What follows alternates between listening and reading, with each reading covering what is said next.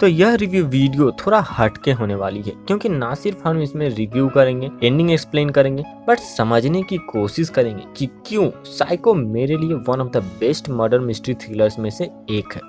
सबसे पहले तो मूवी का ओवरव्यू के साथ ही स्टार्ट करते हैं। तो मूवी की प्रीमाइस है कि कोई सीरियल किलर है जो कि हर रात एक नई लड़की को मारता है। सिर्फ इतना ही नहीं बल्कि उसका गला काटकर वह अपने साथ रख भी लेता है। यहाँ पर शहर की पुलिस भरपूर कोशिश करती है कि इस किलर को पकड़ा जाए, बट ऐसा करने में वह अनसक्सेसफुल रहते हैं। कहानी में ट्विस्ट तब आता है जब दागिनी नाम की एक रेडियो जॉकी भी इस मर्डरर के चंगुल में फंस जाती है। गौतम, जो कि दागिनी से प्यार करता है, उसके खोज में निकल जाता है, गिवन कि गौतम अंधा भी है।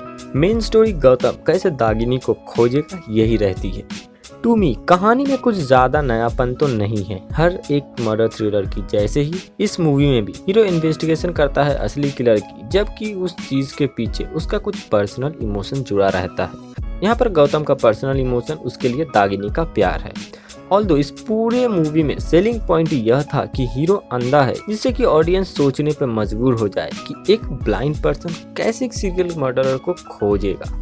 और जैसे कि मूवी स्टार्ट होता है, यह क्वेश्चन ही है जिसके कारण आप कहीं हद तक कंप्लीट मूवी भी देख जाओगे, बट ऑल्दो इस चीज को और अच्छे से दिखाया जा सकता था। आई फील कि इस चीज को कन्विंसिंग तरीके से नहीं दिखाया गया। इवन एट अ पॉइंट आप इस इन्वेस्टिगेशन से बोर हो जाओगे। बहुत सारे सीन्स जहां लॉजिकल लगते हैं, वहीं बहुत सारे ऐसे भी सीन्स है जो कि कम्प्लीटली इलॉजिकल है, कुछ मतलब ही नहीं बनता। और इस चीज को देखकर मुझे याद आता है काबिल movie, how efficiently Hrithik Roshan हर चीज को प्लान करता है। मैं ऐसा ही कुछ इस मूवी के गौतम से भी देखने की उम्मीद कर रहा था, but most of the time Gautam मुझे खुद ही वनरेबल दिख रहा था। एनीवे, वो डायरेक्टर का अपना व्यू पॉइंट था, पर मेरा जो फेवरेट चीज था इस मूवी में वह था इसका एंडिंग, बेसिकली सीरियल किलर का सब प्लॉट। आई लव कि कितने बेहतरीन तरीके से इसका एंडिंग को लिखा गया है। अगर आप मेरी दूसरी थ्रिलर्स मूवी का रिव्यू देखेंगे तो आपको पता चल जाएगा कि सारी ही मूवी से मेरी एक ही कंप्लेन रहती है कि इसका एंडिंग कहीं फोर्स्ड ना लगे, जो कि most of the thriller movie में लगा है मुझे।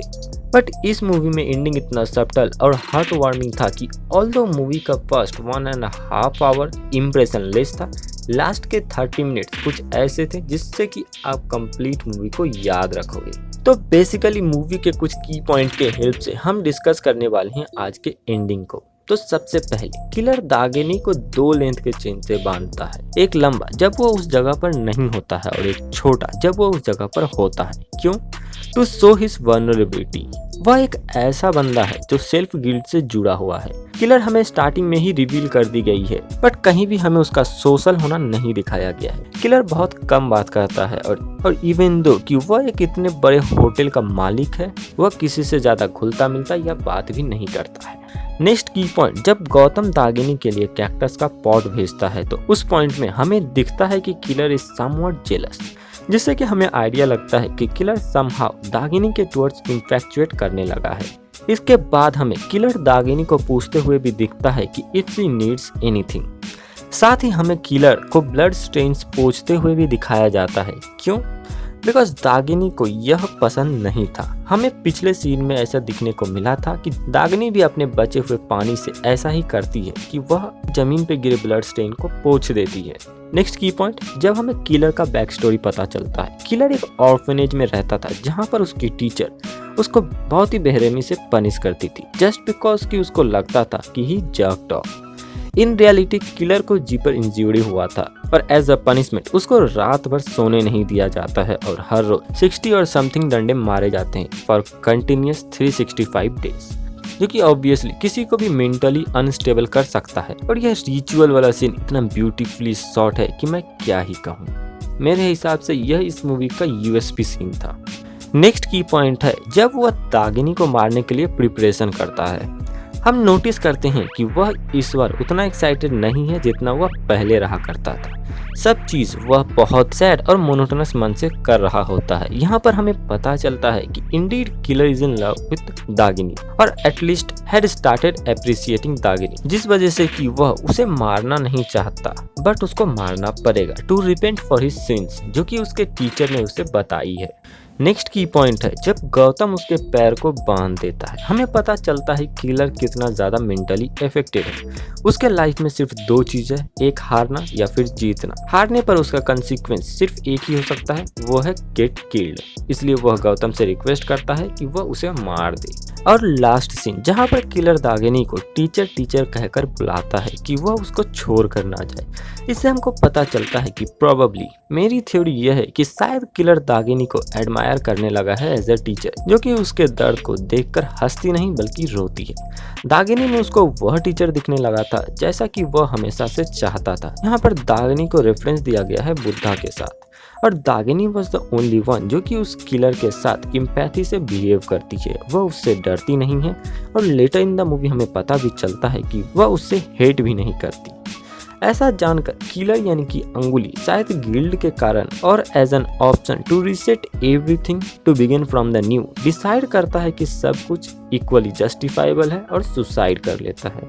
अब इस मूवी की एंडिंग जितना इंटरेस्टिंग लगा मुझे, उतना ही इंटरेस्टिंग लगा रेफरेंस टू अंगुली माला, जो कि मेटाफोरिकली राज का कैरेक्टर इस मूवी में है। तो मैंने अभी तक जो भी बताया उसका कोई सेंस बनता है? हाँ, सेंस बनता है। अब उंगली माला की असल टेल जानने की कोशिश करती है, जिससे कि साइको मूवी का अंगुली रिलेटेड है या फिर कहीं बहुत ज़्यादा इंस्पायर्ड है। एज पर द लेजेंड, अंगुली माला एक इनोसेंट और हार्मलेस बच्चा था, अपने सब्जेक्ट में निपुण और बहुत ही इंटेलिजेंट भी, जिस कारण वह अपने टीचर का फेवरेट स्टूडेंट हुआ करता था। हालांकि कक्षा के दूसरे बच्चे इससे जलते थे और टीचर को अंगुली माला के अगेंस्ट भड़का दिया जाता है, जिससे कि टीचर अंगुली माला को बोलता है कि वह अगर 1000 इंसानी उंगली को ले आए तभी उसका स्टडी कंप्लीट हो पाएगा।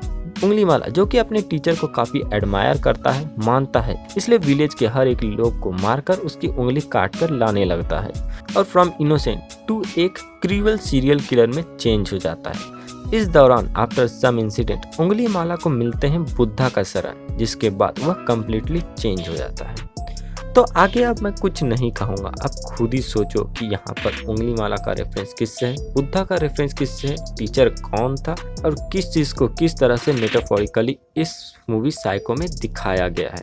आगे आप क्या थ्योरी निकालते हो, उंगली माला के लेजेंड कैसे रिलेटेड है इस मूवी साइको के किलर के सब प्लॉट से, यह कम्प्लीटली आपके ऊपर है। पर एक चीज़ तो मैं अभी शेयर कर देता हूँ कि इस वीडियो को देखने के बाद आप कभी भी साइको मूवी को कोई नॉर्मल मर्डर मिस्ट्री थ्रिलर के हिसाब से तो नहीं देख पाओगे। डेफिनेटली साइको का सब प्लॉट मेरे लिए वन ऑफ द बेस्ट सब प्लॉट था, बट अलास अगर इस सब प्लॉट को और थोड़ा इनकैश किया जाता, plus most of the viewer को शायद यह स्टोरी पता ही नहीं होगा, और जिनको पता है उनके लिए अगर थोड़ा और ईस्टर एग्स मिलता मूवी में तो काफ़ी मज़ेदार हो जाता। खैर, तो आगे मैं कुछ नहीं बोलूँगा, आप थ्योरी अपने आप से लगाओ और नीचे कमेंट सेक्शन में मुझको भी बताओ। खैर, कभी और इस मूवी के वंडरफुल एंड को थोड़ा और एक्सप्लेन और एक्सप्लोर करने की कोशिश करेंगे, बट आज के लिए तो इतना ही। वीडियो अच्छा लगा हो तो वीडियो को कर दो लाइक, हमसे जुड़ने के लिए चैनल को कर दो सब्सक्राइब। मिलते हैं अगले वीडियो में। जय हिंद, सब बाखैर।